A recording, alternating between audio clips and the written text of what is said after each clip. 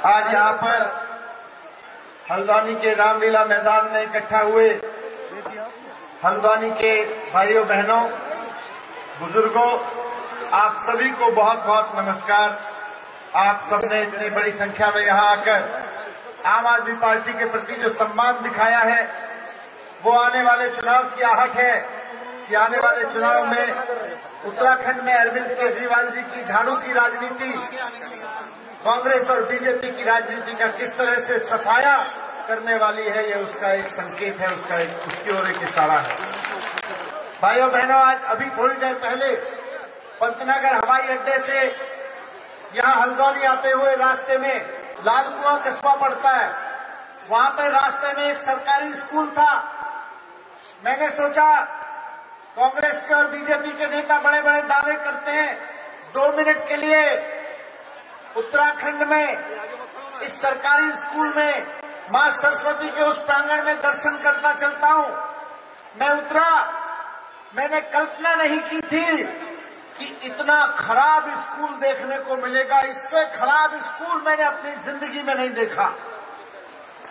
वहां पे 2 छोटे छोटे कमरे बना दिए गए, जिसमें एक प्रिंसिपल साहब बैठते हैं, एक कमरे में क्लर्क बैठते हैं, और बाहर 3 का छज्जा लगा के एक कच्ची सी ईंट की दीवार बना के उस पर बोर्ड बना के क्लास चलती है। कक्षा 1, कक्षा 2, कक्षा 3, कक्षा 4, कक्षा 5।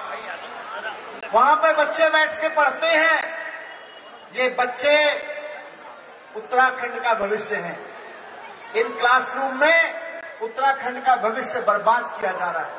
बड़े बड़े दावे करते हैं, हमने इतने काम कर दिए, इतने काम कर दिए, अखबारों में विज्ञापन देते हैं, इतने काम कर दिए।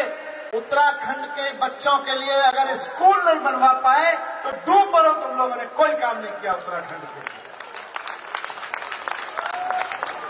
5 साल पहले, 7 साल पहले जब दिल्ली की सरकार में आए थे, तो दिल्ली के सरकारी स्कूलों की हालत भी करीब करीब ऐसी थी। मकड़ी के जाले लगे रहते थे, टूटे फूटे बोर्ड देखने को मिलते थे, क्लासरूम टूटे रहते थे। लेकिन अरविंद केजरीवाल जी ने काम करने की नीयत से सरकार चलाई, तो 5 साल में दिल्ली के सरकारी स्कूल कहां से कहां पहुंच गए आप सब जानते हैं। आज प्राइवेट स्कूलों से बेहतर हो गए दिल्ली के सरकारी स्कूल। लेकिन उत्तराखंड में 21 साल हो गए कांग्रेस और बीजेपी को। एक बार कांग्रेस, एक बार बीजेपी, एक बार कांग्रेस। इनसे सरकारी स्कूल 21 साल में ठीक नहीं हुए। अगर केजरीवाल जी 5 साल में दिल्ली के सरकारी स्कूलों को ठीक कर सकते हैं, तो भारतीय जनता पार्टी और कांग्रेस के नेताओं ने किया क्या? ये साजिश है उत्तराखंड के खिलाफ।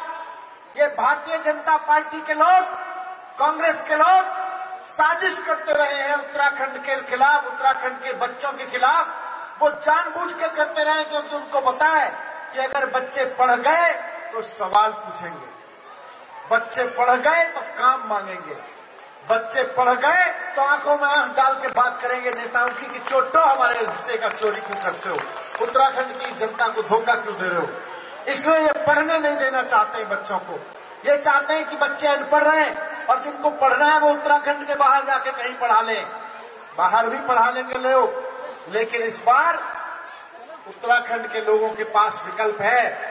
उत्तराखंड का एक एक स्कूल उत्तराखंड के लोगों के एक एक वोट से बनेगा। इस बार उत्तराखंड के वोटों की ताकत से बनेगा। अगर दिल्ली में हो सकता है तो उत्तराखंड में भी हो सकता है। और बात स्कूलों की नहीं है, इन्होंने हर चीज में बर्बाद किया। अगर दिल्ली में 24 घंटे सस्ती बिजली, फ्री बिजली मिल सकती है, तो उत्तराखंड में क्यों नहीं मिल सकती?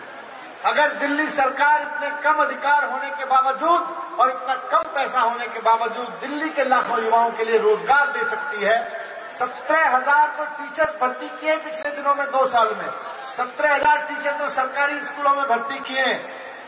उत्तराखंड की सरकार क्या कर रही है? उत्तराखंड में बीजेपी क्या कर रही है? इन्होंने बिजली में धोखा दिया, इन्होंने रोजगार में धोखा दिया, इन्होंने ट्रांसपोर्ट में धोखा दिया।